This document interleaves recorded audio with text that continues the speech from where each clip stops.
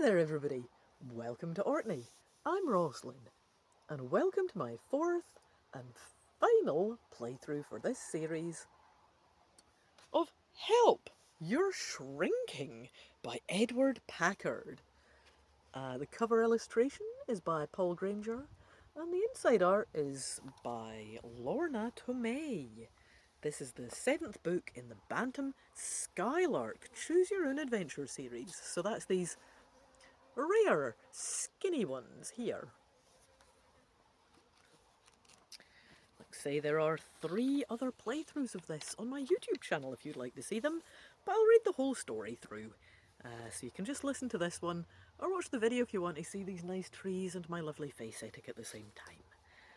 This was written in 1983, so it's a nice vintage game book.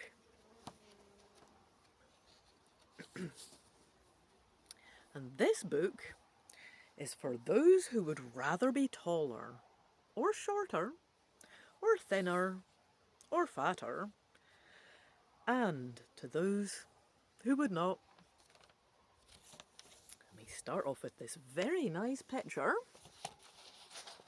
of me and my dog looking up at a huge flower. But I don't think that's the start of the story. The start of it is here, where me and my dog are strolling along, and me and my dog find a log, and behind the log is tucked in. Well, we'll get on to that.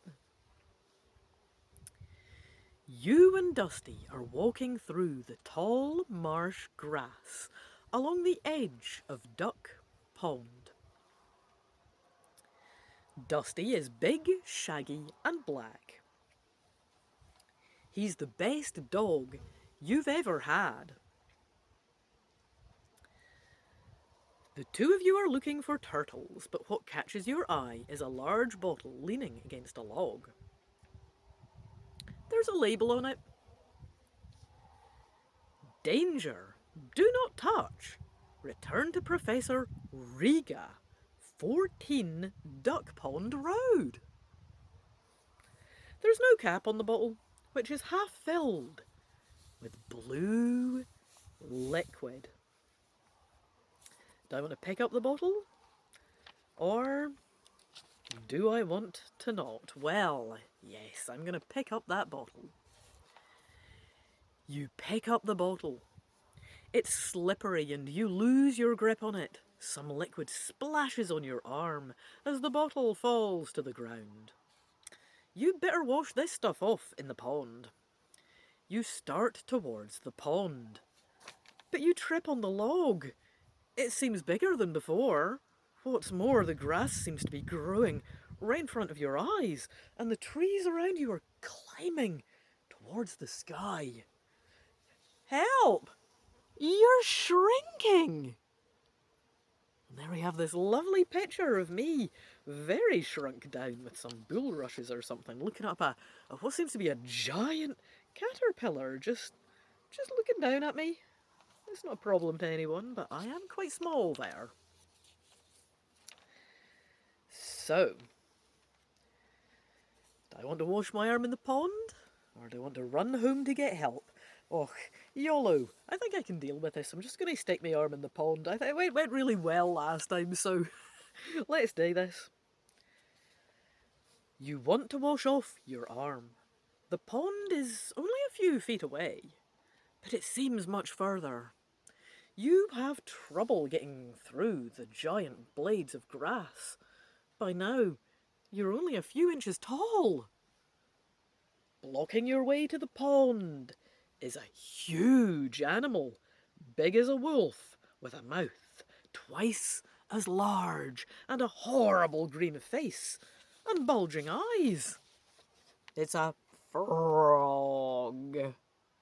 A huge frog compared to me. Look at that thing. Oh my gosh. Snap! The frog's long tongue darts out at you. You leap out of the way, just in time. Bzzz. To your left, yellow and black helicopters fly over giant daisies. But they're not helicopters, they're hornets. Bzzz. Their stingers look like long swords. One sting would finish you off. You turn to the right. Just as you think you are safely past the frog, you see a creature with a horrible face and jaws like a monster. It's only a muskrat, but you've shrunk so fast that it's bigger than you are. There's no time to think. You've got to get to the water. Fast! So, do I want to try and run past the muskrat, which I did try before, but IDK. Or do I want to try and duck past the hornets? And this is the scene I'm faced with. Ooh. Oh no.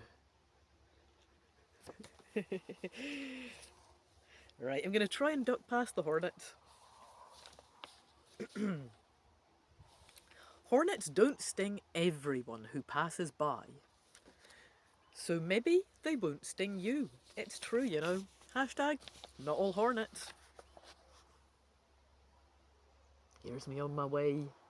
Some giant mushrooms there in the bottom right, and is that a little snake? It doesn't seem to be part of my adventure. I'm just looking a little cautious and running by it in the picture. Anyway, I'm running quickly, keeping an eye on the hornets, so you can duck if one of them flies near you. Right.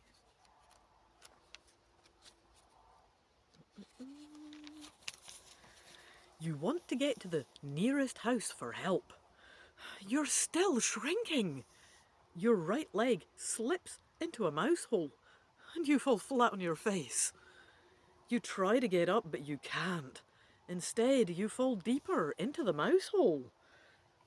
Oh dear, the sides are too steep for you to climb.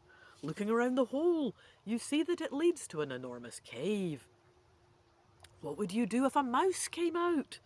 You're shrinking so fast, the mouse probably wouldn't even notice you. For by now, you are no larger than an ant. You're sure of that because an ant is headed towards you. Look at the size of this thing compared to me. Oh my gosh. No, a mouse probably wouldn't even notice then. Barely the size of its head. Wow. The ant looks about 4 feet long. You hide behind a pebble. I'd say it looks more than that. It looks bigger than me. Anyway, what used to be a tiny puddle of water in the mouse hole is now to you a large pond. Should you jump in? Oh gosh, that's a question. I mean, the water was a problem to begin with, but I mean, do I want to stay where I am? Do I want to jump in the pond? I mean, let's see, what are we at? It was a tiny puddle of water, and now it's a large pond. We don't even know if I can swim either. Are ants aggressive? Probably not if I don't attack. This is a genuine dilemma. I feel like jumping in water in the pond got us into this mess. We've not explored any of these options in the past, I think, either. So this is a genuine choice, even though it's quite a late in the game playthrough game, you know? I will stay where I am and hope this ant is helpful. Maybe I can ride it or something, I don't know. As you stand in the mouse hole, you continue to shrink. The ant looks like a giant. And you feel as if you're standing in a field surrounded by mountains. Suddenly, tiny creatures are all around you. Perhaps they are bacteria. Even these tiny creatures grow larger and larger before your eyes. And before we get onto the final piece, I'll flip back so you can see one last shot of me before I got quite that small. But while these ants and things are looking even bigger, you continue to shrink. Oh no, should I have jumped in that pond? Would it have reversed me back? I don't know. I think I might have drowned. Anyway, I continue to shrink. Soon you're smaller than a speck of dust. Now no one can see you without a microscope. What will happen to you? How much smaller can you get? How small, you wonder, can anything get? The end. I feel like that wasn't what I'd consider a good ending. I turned into tinier than a dust mote just out in the world. I'm probably about to get crushed or something, but what an adventure, wow. I've had fun with that. I hope you have had fun joining me for this playthrough of Help! You're Shrinking! A Bantam-Skylark Choose Your Own Adventure book written by Edward Packard and illustrated by Lorna to me. And that does conclude this series of 4 playthroughs. That's all I have to say about that, but I do hope to see you for another playthrough soon. Toodaloo!